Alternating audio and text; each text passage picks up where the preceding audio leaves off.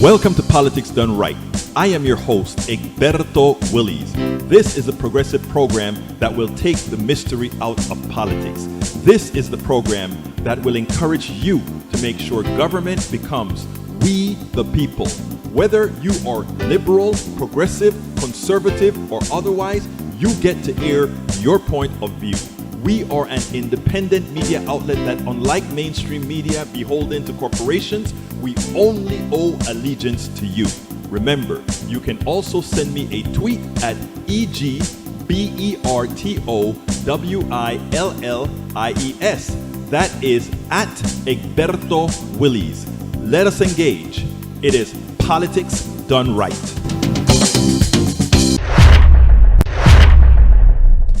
Well, folks, welcome to one more edition of Politics Done Right. I'm Egberto Willies, your host. Thank you so kindly for being a part of the show. We are going to have a great show for you today. But before I get started, I want to remind everybody that's listening to my voice at this point in time some very important news. Remember, tomorrow,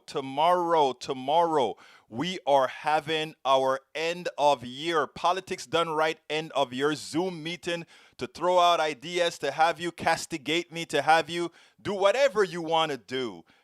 So what I want to do is remind you guys that we sent it out in a newsletter today, and here is the newsletter that we sent out today, advertising Politics Done Right end of year Zoom meeting. How do you get to that Zoom, or rather, how do you register for that? I'm going to put that into the feed right now. Please go ahead and register for that, because we have to approve your registration. But we want everybody that wants to be there at our Zoom meeting. Please be sure to sign up and become a part of this team. Start to tell us what you want. Tell me the kinds of things you want to hear. Tell me that you don't want to hear this. You know, we'll kind of negotiate on those kinds of things. But again, this is your program, so we want it to be everybody's voices heard. Whether you are on the left, on the right, in the middle, anarchist, socialist, communist, whatever, I would love to hear from absolutely everybody. So please go ahead and click on that link for our Zoom meeting. Again, you know what? I better put the whole phrase in there so that people know what I'm putting in there, not just the link. But please go ahead and register for our Zoom link, because I need to approve you. And the only reason I'm doing the approval stuff is so that we don't get a few weeks ago, we were in one of our conference calls and we were really attacked by the neo-Nazis.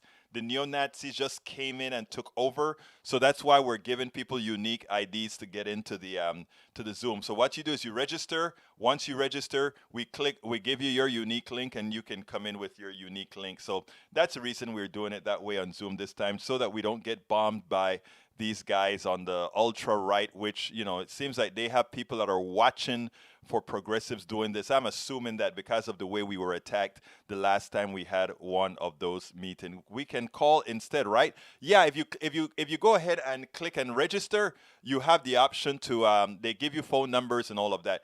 I would love to see whoever wants to do it by video, but calls, I just want to hear from my peeps. Doesn't matter how you come. I just want you guys to be there. Tomorrow, I think it's tomorrow at 8 o'clock. I did the thing a few times ago. So please, folks, please, por favor, regístrense, register to come to our thing. Wrong screen right there. Let's go ahead and register for this thing, my brothers and my sisters. I think you're gonna like it, etc., etc. Okay, what are we gonna talk about today? ¿De qué vamos a hablar hoy? Today we're going to talk about Dr. Mythili Ramakrishna Bhat is going to be with us today. She's going to speak about healthcare. She's going to speak about where she's at in Mississippi. You're going to hear some stories from her. Of course, I have some videos to play. Historian Michael Veslak had some interesting thing to say about how we are going to think about Donald Trump. Well, could we, just like how other presidents have rehabilitated themselves, when the future historians see that some of what they did, even though it wasn't popular then, was the right thing to do. Will that ever happen with a Donald Trump? Impossible. Impossible. Why? Because what he has done has materially hurt people. What he has done has materially hurt people. We also have a video showing Pennsylvania governor continuing his challenge on Trump and the lieutenant governor of Texas, who said, I'm going to pay $1 million to anybody who finds voter fraud. And the voter fraud that was found, guess where it was found? It was not found in favor of El Senor Biden. It was found against Donald Trump. So stick around. We have a lot to talk about. But I want to start the show today by challenging everyone, challenging the way we speak. And let me tell you why.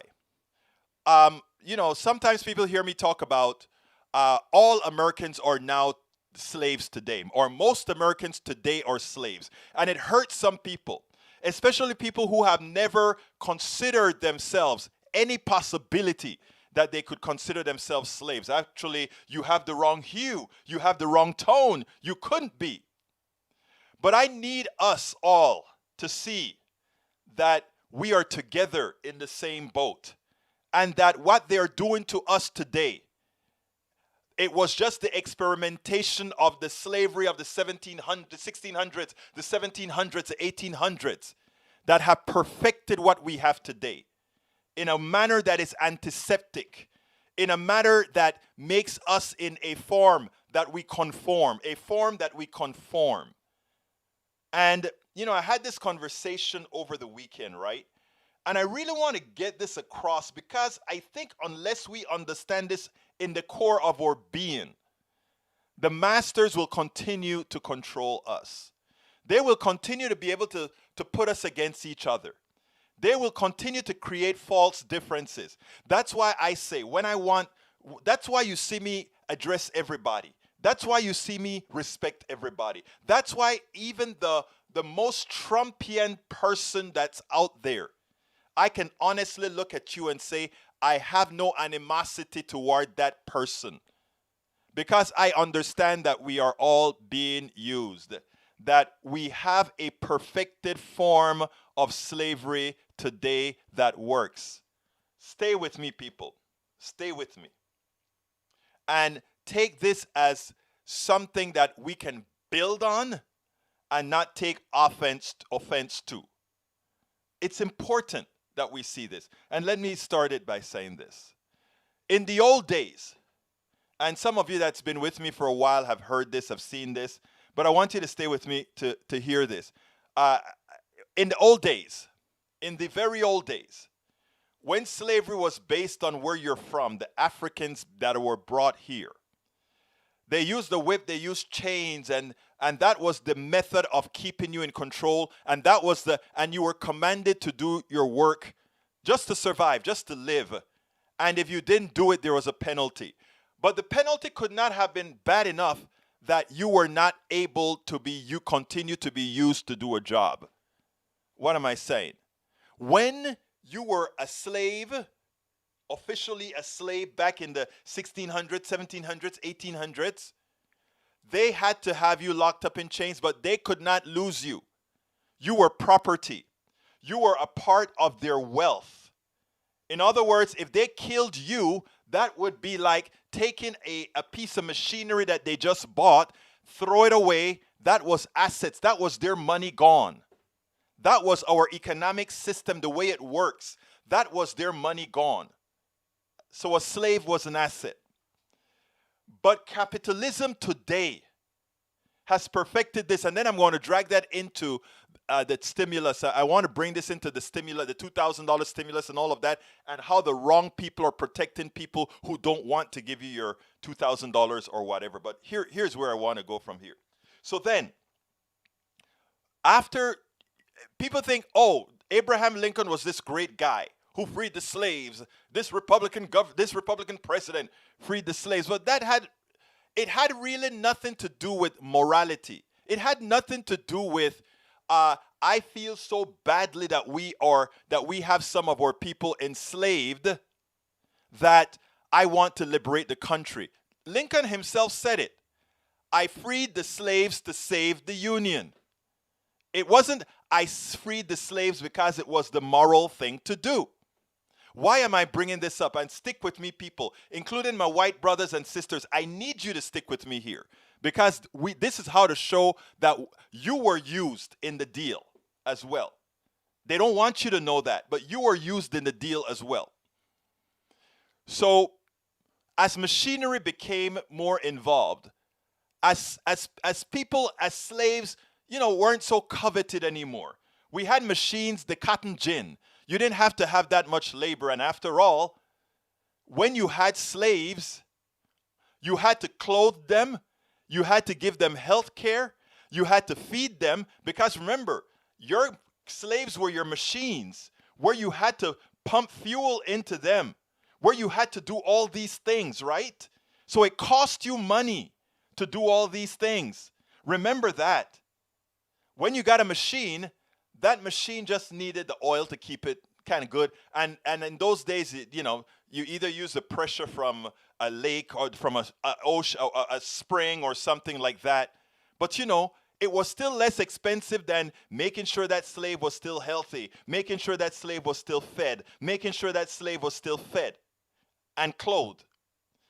Capitalism comes. We have machines that can do a lot of work now.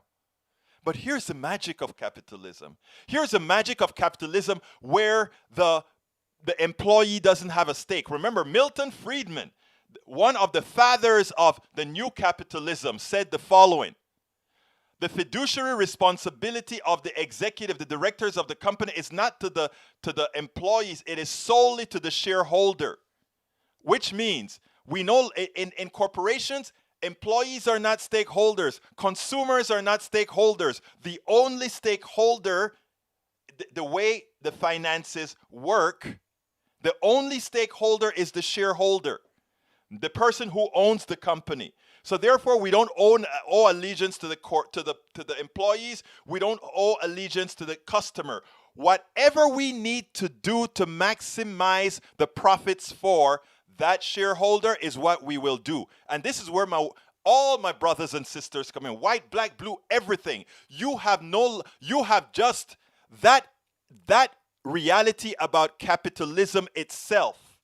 That reality about capitalism itself immediately made you the same level that we had for slaves. Let me explain. And it's important that the Powell Manifesto taught you not to learn these things. They taught you that they had to keep you fooled so that you could continue working for the corporation, the master. They wanted you to stay working. So they had to fool you into believing that this structure actually had you in mind. This structure just made you what we all are now. Slaves. Slaves. I know the word isn't kind because we wear suits and ties to work. We go ahead and we make $20 an hour, $50 an hour, $100 an hour for a corporation. How could you be a slave making that? Here is the kicker that most people understand. And by the way, most people don't make $100 an hour. Most people don't make $50 an hour. Most people don't make $40 an hour. Most people just make enough to survive. And they pay you as little as they can to get away to survive. But here is the magic of capitalism. Whereas human beings had to be taken care of because they were capital. Human beings had to be catered to because they were capital. We couldn't just let them die, because letting them die meant the master, the corporate holder of you, his assets suddenly went away. And if he wanted that work to continue, he had to buy more assets from an asset that doesn't live to continue. But now the employee is a special kind of slave. Because when you can no longer work, when you get sick, I can get rid of you and get the next replacement, and I owe no allegiance to you. And losing you costs me nothing. If you are no longer working, when you were a slave, if I lost you, then I lost my asset. It costs me money. As an employee, if I lose you, I just go to the next. It cost me nothing. So capitalism is an improved form. The corporate capitalism defined as Milton Friedman would define it, that our only responsibility is to the shareholder, makes you less than a slave, because now they don't even have to take care of you. Now, unions came in and try to mitigate some of that and make you a partial stakeholder by saying you have to pay this amount of money, and also you can't just lay them off at your whim.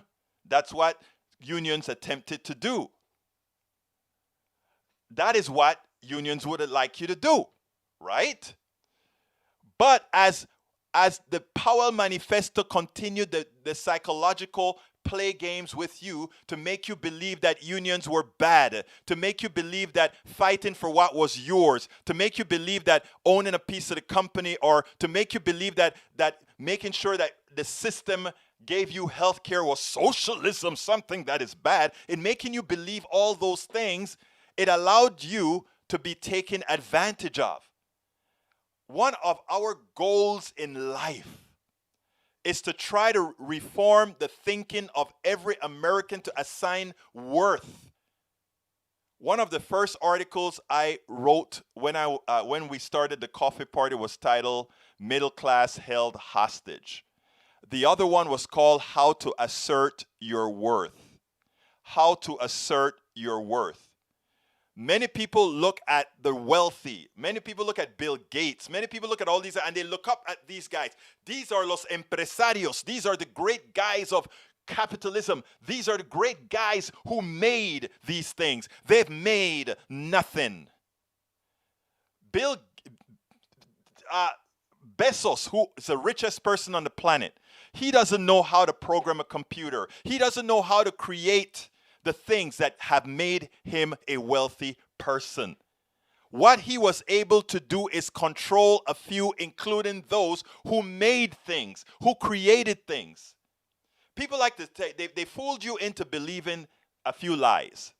They fooled you into believing that somehow, that intrinsic to capitalism, intrinsic to our economic system is innovation. In other words, our system generates innovation. That's a lie. Innovation comes from engineers. Innovation comes from scientists. They would do this work for free because people that are scientists, engineers, I can tell you, I'm an engineer.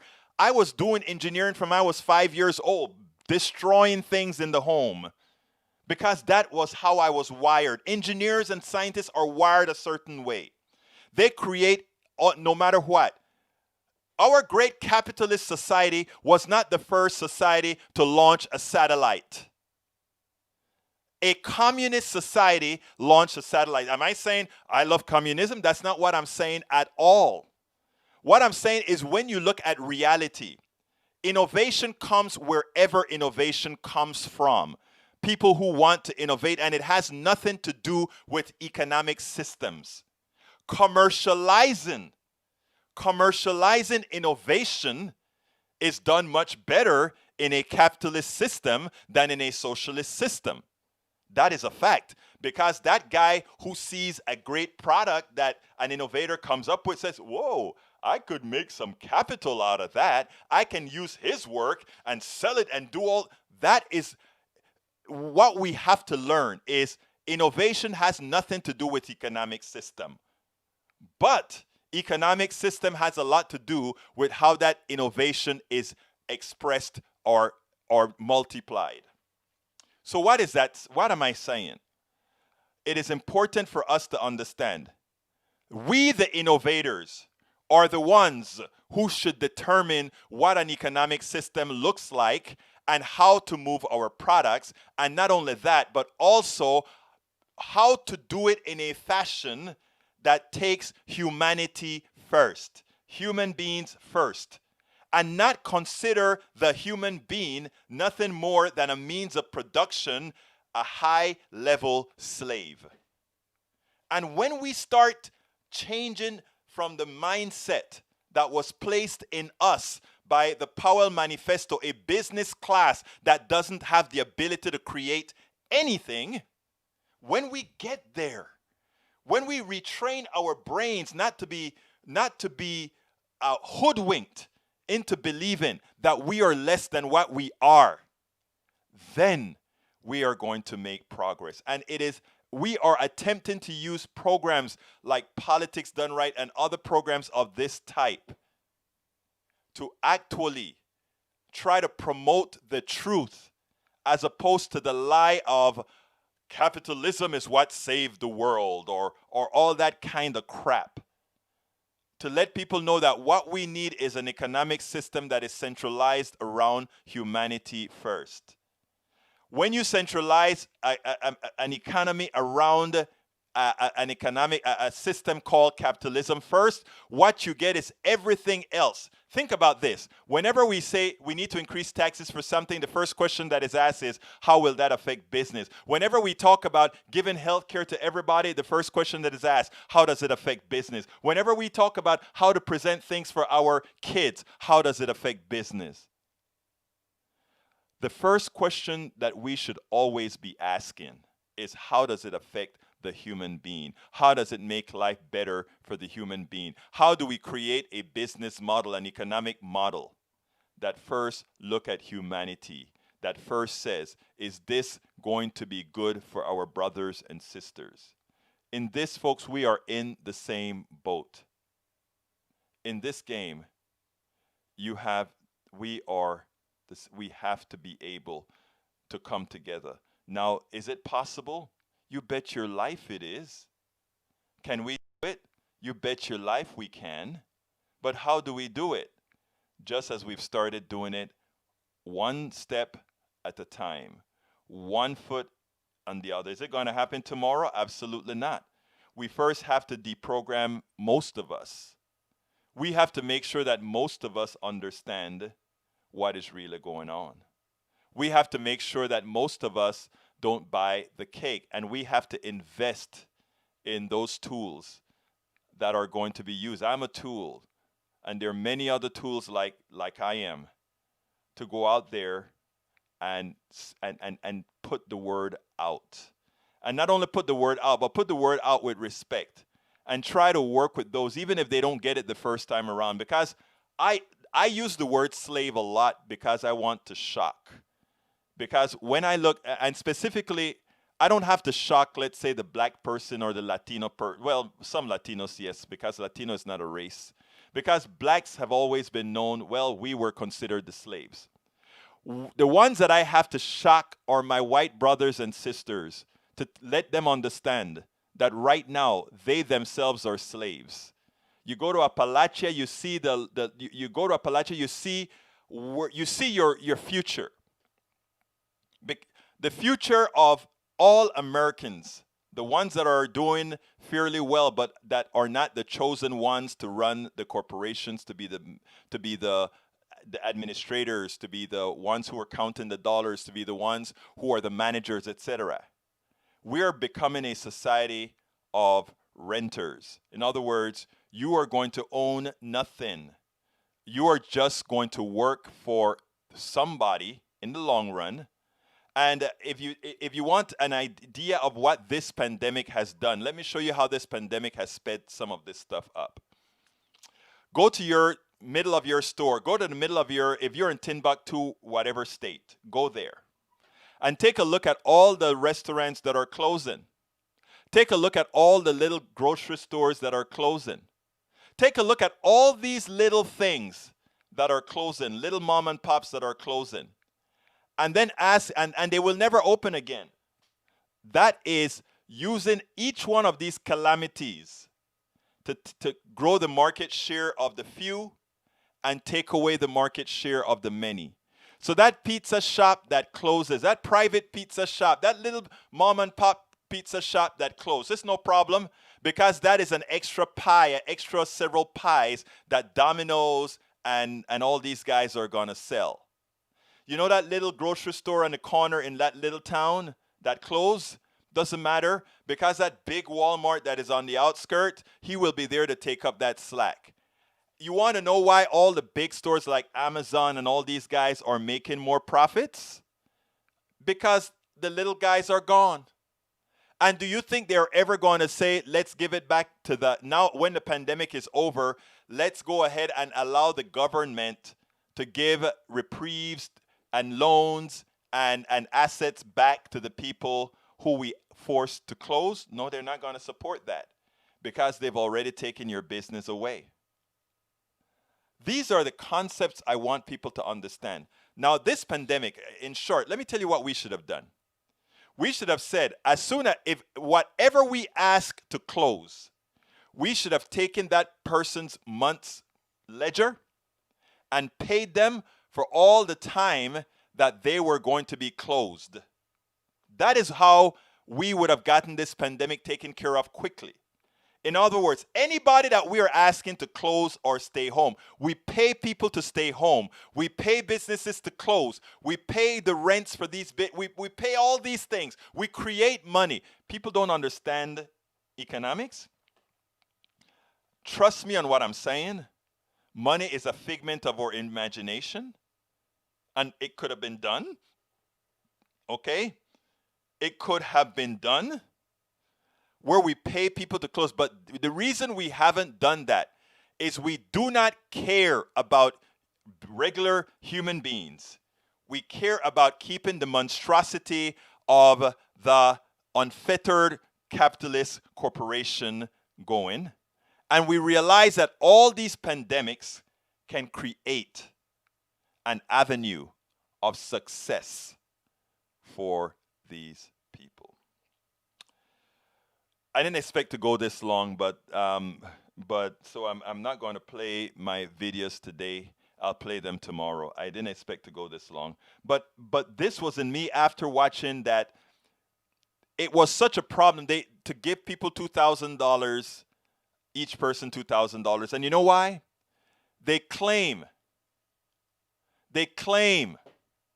we couldn't give $2,000 because people are not going to want to go back to work. Are you kidding me? Most Americans want to work. Most Americans don't want to freeload. Most Americans want to work. You go to the freeways, even during this pandemic, the freeways are full. Most Americans want to work. They don't want to stay home and do nothing. They don't want to just get a check and live they want to do something. Engineers want to engineer. Doctors want to doctor. That's the real world. It's only a small amount of people that want to do nothing. But you know why they don't want to give the $2,000? Because the $2,000 will keep mom and pops up a little bit longer. Will give a job. Will give a uplift for the time being until we can mitigate this pandemic, instead of using this pandemic to enrich a few yet again, which is exactly what it's doing, enriching a few again. So brothers and sisters, all of you, please help us all. Please help us all get the job done. It's on all of us who understand this. It's on all of us who know this. It's on all of us who can explain this. We are not, by the way, Bruce, we're not stuck, but what we have to do first is go and convince minds. It takes convincing minds. Okay, before I play Mythili Ramakrishna Bhat, I want to go ahead and of course do my ask. For you that are listening on YouTube Live, please go ahead and click on that YouTube join button and become a part of our posse. We do need you. We do want you. So please become a part of our posse by joining us. Click on that join button. If you join now, I'll go ahead and announce you. You can also support us by just clicking on that $ and saying, I'm going to give you a super chat. For those of you that are listening anywhere else, you can just go to politicsdoneright.com/YouTube, politicsdoneright.com/YouTube, and you can become a part of our YouTube posse by just clicking on that. Alternatively, you can become a Patreon. A Patreon, support us. It's coming to the end of the year. Why don't you do it now? Become a Patreon, politicsdoneright.com/Patreon. Patreon is spelled Patreon. Patreon. Also, of course, we take PayPal, so support us at PayPal, which is at politicsdoneright.com/PayPal. We can't do this without you. We can't change. The other people are well-funded. They are well-funded. We work on peanuts, but we want to do this job. We want to make sure people know. That's what we do. We flood the internet with the truth, the real information. So please consider joining us. And consider getting our book. Our book is called, let me put it on the screen here. It's Worth It. Our book, It's Worth It, How to Talk to Your Right-Wing Relatives, Friends, and Neighbors. You can get that at Amazon.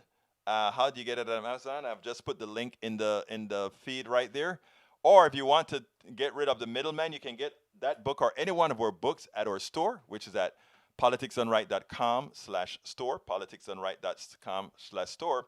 Of course, if you want to fund or GoFundMe for next year, which to get our equipment for going back out on the road when we're open up again, you can start refilling our GoFundMe by going to politicsdoneright.com/GoFundMe. Folks, we need your support.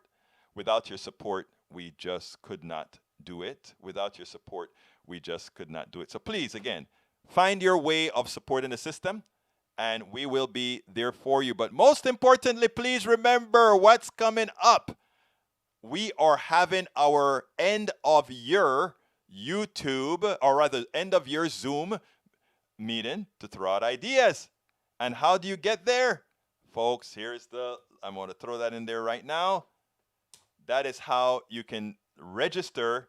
Please register, because we're having to approve each one of them, because we don't want to be blown up by those bombers that come into your Zoom meetings and kind of blow it up. So we're trying to avoid that. So anyhow, that's the link to get to our Zoom meeting that we're going to have mañana.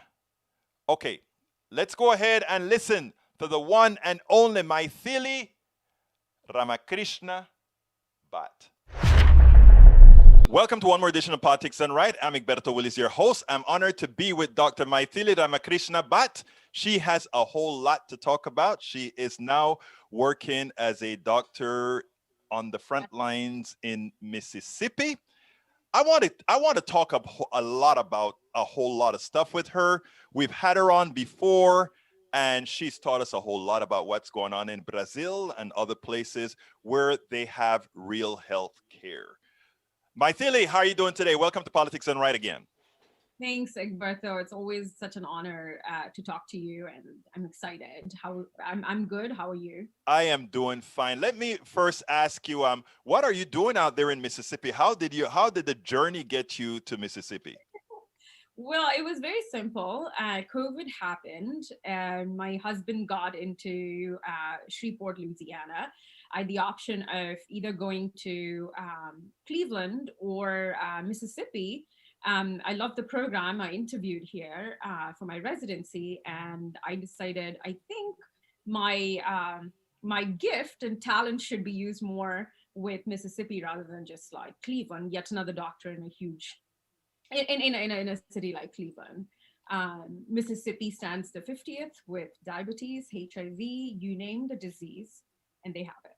So I thought not only would it be great training, but actually serving people of Mississippi would be an incredible, opportunity. So that's where. In other words, you're in a place where you, as a doctor, you're making a difference with people that really need health care and not getting the kind of health care that a country of our stature should really be given.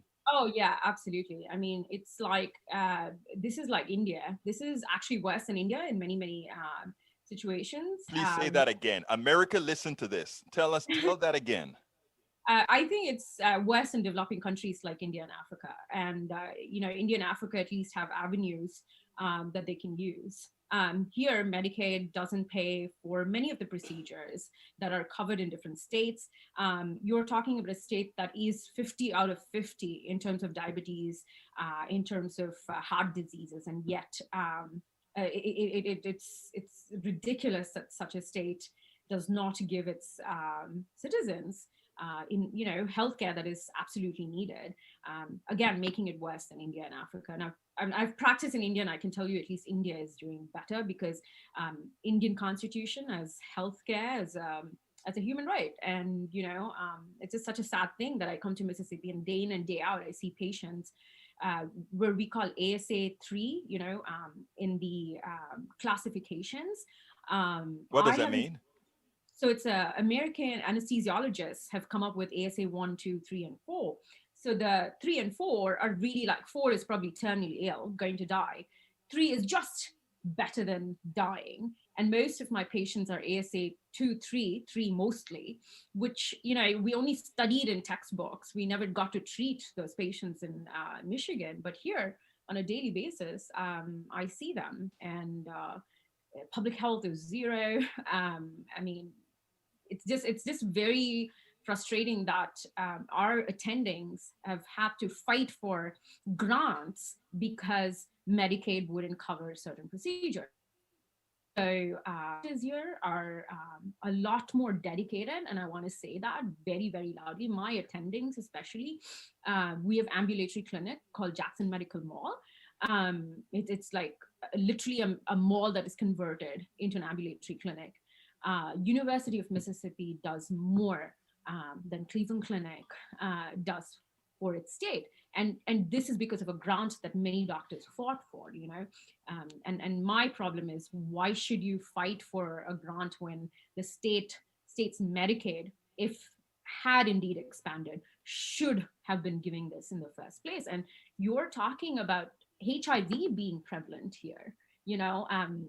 America thinks that it's done and dusted with HIV. I worked with HIV in India, and then in the UK, and then in the US. I was like, oh well, it's not even a thing now. But guess what? We have a grant to treat HIV patients. So HIV is still prevalent, and you don't get to see in many states. But here in Mississippi, there you go. I mean, number one state for syphilis, number one for diabetes, cardiac diseases, any disease, you name it, and Mississippi stands first, You know what is unfortunately. interesting about that? Because you encapsulate within everything that you've said what happens when you have a state that codifies the neglect of healthcare for its citizen, and yet they have indoctrinated those citizens into believing that supporting policies, medical policies that will make them healthy, is somehow not in their good grace, is not in their favor. And I imagine some of those that you treat are that way. Yeah, absolutely. And what is interesting is not a lot of people know Jackson's mayor is a socialist. I know um, him. I've interviewed him. Okay, so you know how awesome he is. And but unfortunately Jackson's roads are not that awesome. You know why? Because the state wouldn't give him budget. But here's the thing that I want to say. Absolutely right, because I have treated patients who are rich in Jackson, and who are the poorest of the poor, and they are indoctrinated to think that healthcare shouldn't be free. But yet, when I talk to them, and when I compare my living in England or in India, or talk about Brazil to them, they are very intrigued by it. Like my own attendings, perhaps, are old Republicans. By the way, I can't even say it out loud that I'm a Bernie person. Forget Democrat. Bernie, Hmm. forget. Like and I'll come to that. I've had interesting situations that have happened to me in Mississippi. But what I'm trying to say is, I have talked to my attendings who are so-called Republicans, and we've had these conversations about efficiency and how inefficient the healthcare is, and how they are spending more per capita, and yet the outcome is so bad. And they agree with me on all of that.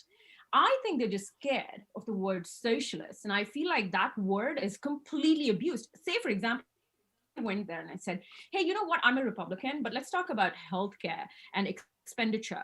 They're open to talking about it. Like I've actually had great conversations without divulging that I don't know what I am. Am I a socialist?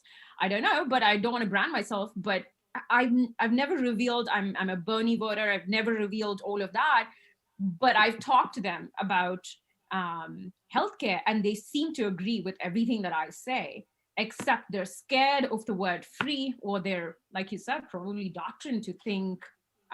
It's a I don't it it's a sad indoctrination that has that. I mean, it starts in business schools. It starts in all these schools who, because we are in such an I don't I don't use the word evil lightly, but because we're in such an evil economic system, you have to be indoctrinated to follow all its tenets, and that is where we are. And when we have, that is why I think doctors like you, young doctors that can get involved and start changing the minds of people with your experiences, and to put it bluntly, doctors that have seen other places, doctors that have seen other things. You coming from India and the UK makes a huge difference because you have seen it all. You've been to Latin America, Brazil. It shows that you have seen it all.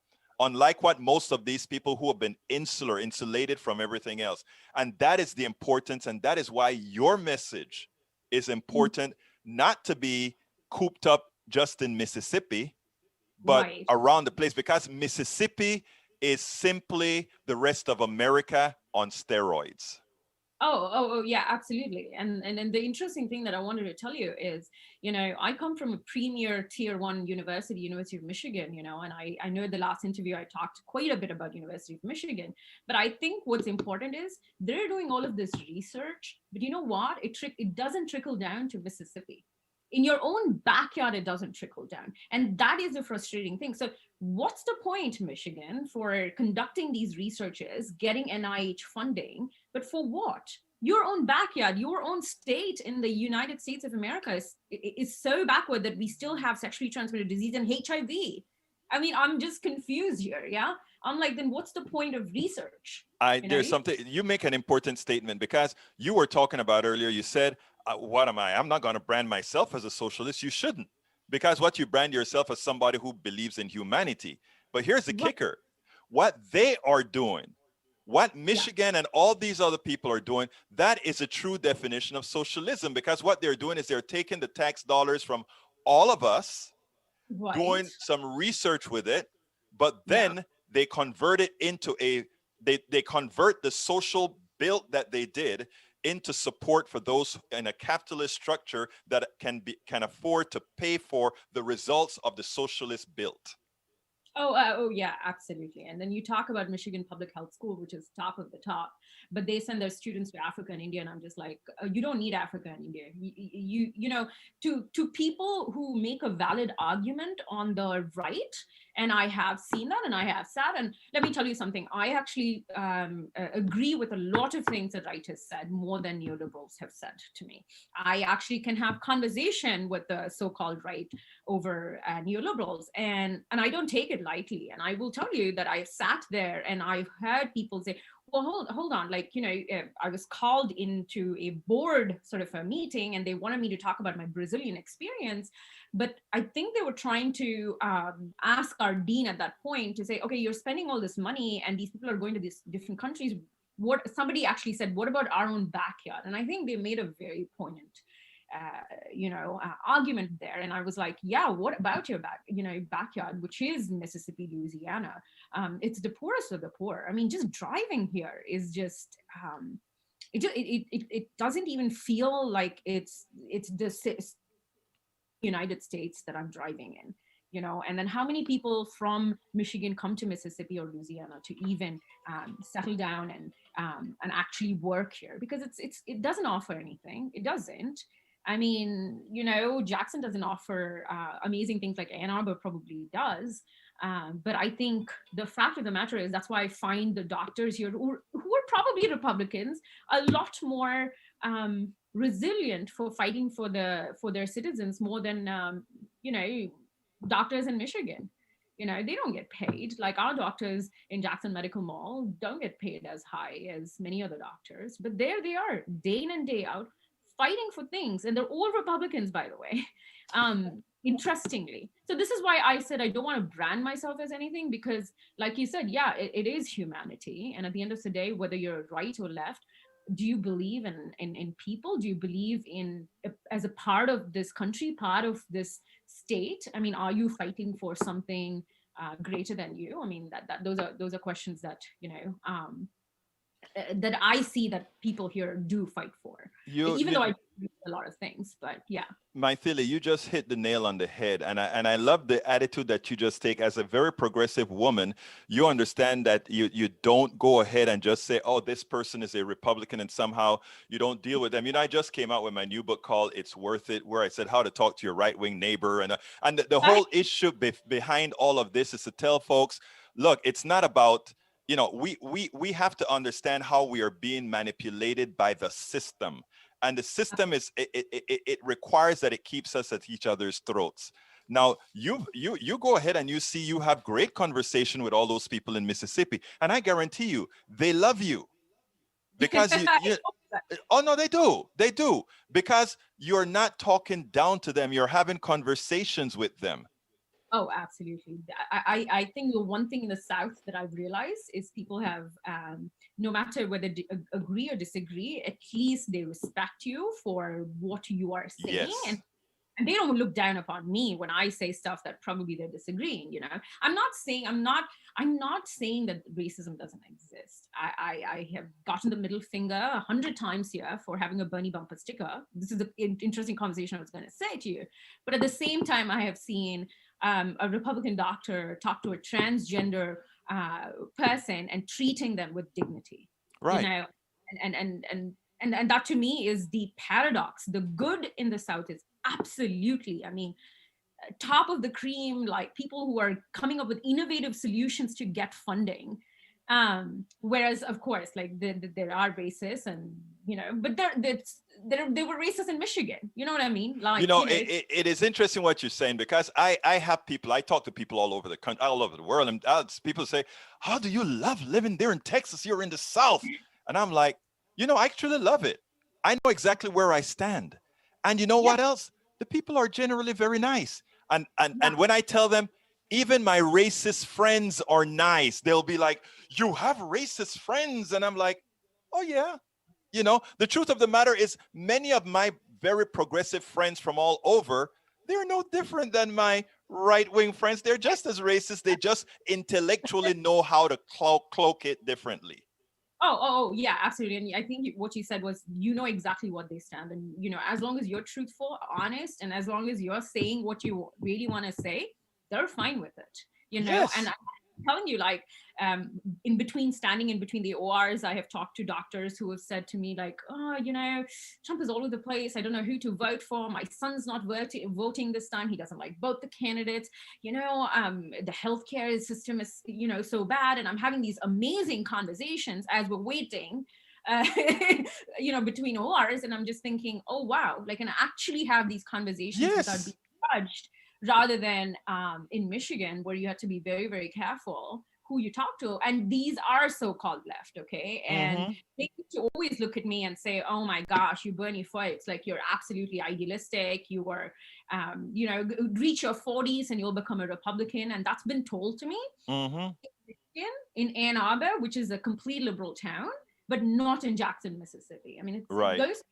it goes to show you so much that AOC and Bernie talk about, that you've had these conversations with people. Like, when you have real conversations and talk about real things, yeah, you're right. They're no different than, a lot of other people that And once we realize that we can have, and I think you've seen that, because from everything you're telling me, that is what you're doing. You're Yeah. having the conversation. I want to move on a little bit here, Mythili, and I want to talk about. You stated that the healthcare system in Mississippi is very poor. My question to Yeah. you is, as a progressive activist, you as Yeah. a doctor, and what I must consider a progressive activist again, what best can we do to really get the message across? I think with your communication skills, you're doing a good job. What more can we do to really be impactful in these areas where indoctrination seems to be going against reality? Yeah. I mean, I often think about, and the answer is actually very simple: to just share. Some people in the South, where I'm talking about the doctors themselves, they look at data and present them data without emotion, unfortunately, and Mm-hmm. sometimes I'm very passionate too. But like, when you present data and come with just a very accepting uh, solution, like, okay, so, sure, you don't like the word free. So this really happened with my chairman of my program. He doesn't like the word free. He doesn't like the word socialized. He has traveled. I mean, okay, a lot of Southern doctors have traveled a lot. Mm-hmm. So this is a person who's a member of Royal College of Surgeons in Edinburgh. Okay, this is a really like a rural boy who is the first doctor in his house, who's chairman of my program, gone to Edinburgh and stuff like that. But here's the thing that he proposed. He said, somewhere in between, he said, I just don't like the extremes, he said. And I thought, okay, well, okay, sure. I mean, you're afraid of the word free and all of that, and capitalism and all of that. So I said, how about Germany's healthcare system? Do you like Germany's healthcare system? And he was like, yeah, absolutely. I mean, they have the best solution. In my head, and I'm thinking, okay, but healthcare is still a human right in Germany, right? Right. But you are also, but here is a middle ground where you're saying, okay, there is insurance type of thing going on there, but like there is also free healthcare. I think they're okay with free healthcare as long as it's not said to them that it's free. I somehow just decided that this is how I'm going to talk. How do you like Germany's Yes. healthcare system? And it's sad. Like, yes, I mean, you have to be idealistic, you have to be honest to what you're fighting for, but at the same time, how can you market it and sell it better? So some of these people who are indoctrinated, horribly, how do you bring them out of that abyss, without scaring them off by, healthcare is human right, we all know that, and my progressive friends know that, I know that. If I can just stop saying that and then propose it in a different way, that is basically sugarcoating the word free to, whatever that they're talking about. If they like Germany's healthcare system, Yeah. it's funny to me that he likes it and yet he doesn't like the word free there. You know what I it, mean? it, it is also ironic, and I'm glad that you said that, because I've been trying to find a way how, I hate to use the word marketing, but to market it as well. And the thing about it is, okay, but really, it's not free. It is what you can afford. And the thing about it is, what I actually always liked about Medicare for All is everybody had skin in the game. If you were paying taxes, you had skin in the game. But somebody Right. who is, if you really want to talk about free healthcare now, that person who does absolutely nothing to put money in and goes for Medicaid right now, who doesn't have any assets, who doesn't. Now, that is a real free healthcare. It's a current system. But when we have true Medicare for all, given that it's coming out of the tax pool and all of us pay taxes of some sort, at that Right. point, it No, is no, I know. I completely agree, because there was that conversation where I looked at one of my attending and said, don't you want your tax dollars to be spent in a much better fashion? mm-hmm, Because she was talking about these idealisms, where she was looking at me and saying, your generation doesn't care for the others, or want to be part of something bigger, which is serving the community. And I said, I'm sure you've had really bad experiences with my generation. But yeah, there are a few of us who are fighting for that. So if you believe in all of that, why wouldn't you not believe that your tax dollars should be beneficial for you and for everybody else? And she said, yeah, I mean, that makes sense. But again, I was avoiding. I don't think they really know that I'm a socialist, or a complete far progressive left. It's interesting because I just don't say that, but I'm talking about all of these things, and having these amazing conversations where they're actually thinking.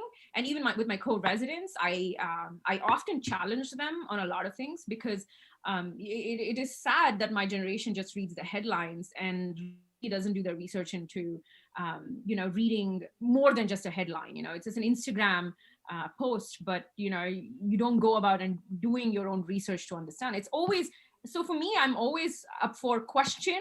Always question, whether you're right, left, middle, I don't care, but always question. Yeah, I mean, when you come at it from that angle, you can you always yeah. get the right answer There's a lab ultimately. guy I had this amazing conversation with, and he was telling me how he's an atheist and he loves Richard Dawkins, and he was like whispering to me, "Don't ever say I'm an atheist here, because everybody here is a Christian, blah blah blah." But I'm like, it's amazing that in Mississippi I'm having Richard Dawkins conversation with a lab Right.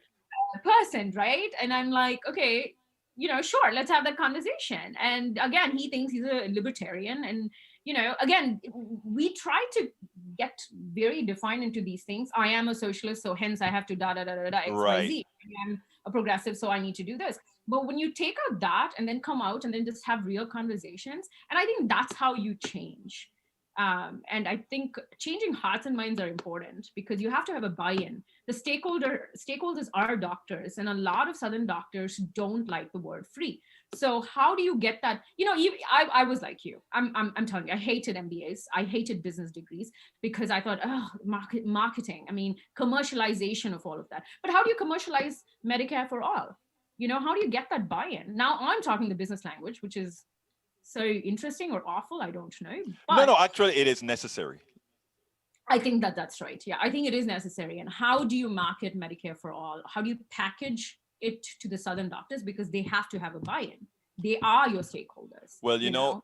interesting, Mythili, you are now a Southern doctor. So with having you out there, I think we are in good hands. Look, Mythili, we're running out of time. So what I'd like to ask you to do is to tell me something that I should have asked you that I didn't ask you, but that you want to get out here into the strata. You pretty much asked me a lot of things. You should have asked me what happened to the bumper stickers of Bernie. So please tell me. That's what I didn't ask. No, I've said the good things about living in the South. I think the one of the my yeah okay. I had to finally take out my Bernie bumper stickers because I was followed by a person when I was driving to New Orleans, and I had a lot of my black friends in the North who were like, "Oh, you need to have guns. You need to have guns." Okay, now for me, I come from a very non-violent philosophy, and I'm not religious, but Hindu philosophy is about non-violence. So how do you um, Killer Mike talks about black people owning guns. I understand, right? I completely understand. But you're living in a country, for the first, I'm living in a country that guns, as guns go, I've never lived in a country that people have rights to carry gun, right? So I've had this, and this is what I wanted to, you should have asked me, but because, yeah, we're talking about this. Anyways, long story cut short, I don't know if Gandhi in today's time would have worked. You know what I mean? I I often got ask you. that question. Yes. I mean, like, and I brought this up in my residence room, and they said, "Oh, you know what? They would have shot Gandhi," and they said, "Oh, some old man fasting. Who cares?" So it's interesting. We're living in a society that we're saying, "Oh no, Germans had better conscience. British had better conscience. Yeah, they were all colonizers, but they had better conscience than today." That you're saying Gandhi could never have existed today, and that I had to own a gun to protect myself. Um, I don't know. I don't have an answer for you. Should I have a gun in the South? I don't know. People are very scared. There are friends of mine who finally convinced me to take the Bernie bumper stickers, and I very reluctantly did. Should I become a martyr for having the stickers, or should I be a martyr for really fighting the things that I want to? So these were thought processes that still like evolves in my mind, and I still don't have an answer for that. Well, But I do have an answer for you. In my in my bit of an older age of, I hope, a tad bit of wisdom, and it of goes course, like this. I think you don't have to be a martyr when you're on this, when you're on I-10 or on all these different roads, because having a kook mess with you because of a bumper sticker is not worth it, because yeah, you're much more effective when you yeah. are out there changing minds. And you don't need a bumper sticker to change a mind. Right, but freedom of speech, yeah, freedom of speech for one lot of people is not the same for the others. It's Ex- a right. It's funny, Republicans talk about freedom of speech all the time, and I'm thinking, where's my freedom of it's speech? freedom of speech for them. That's what it Uh, is. well, it's for again, I don't want to cuss my Republican friends at all. You know, Mm. And that, you're right about that. You're right about that. But Mythili Ramakrishna, but it's always a pleasure to have or, you on Politics Done Right. You, anytime we talk to you, we leave a bit wiser. Thank you so oh, kindly you're for very being kind. here. Of course not. Thank you so much. I appreciate it.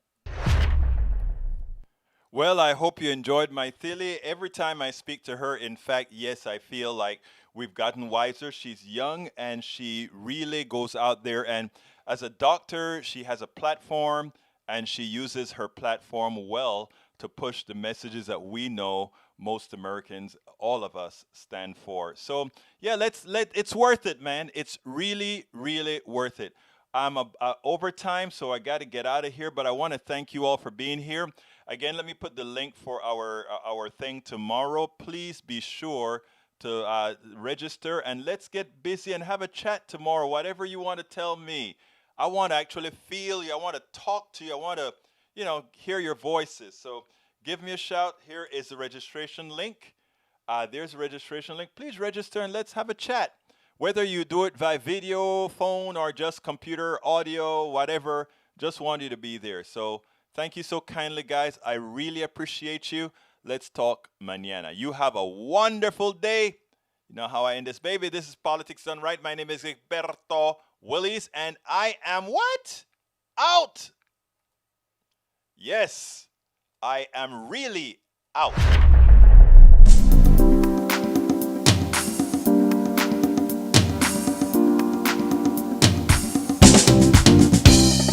Welcome to Politics Done Right.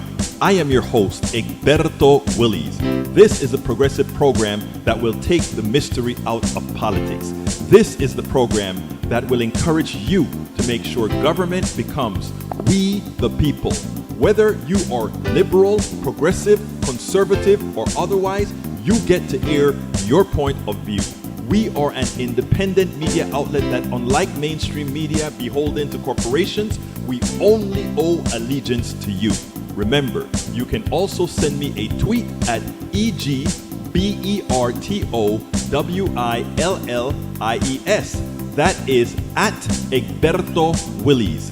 Let us engage. It is Politics Done Right.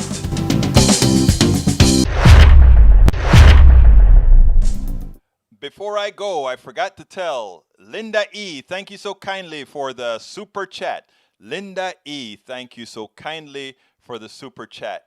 Have a wonderful day. See you mañana.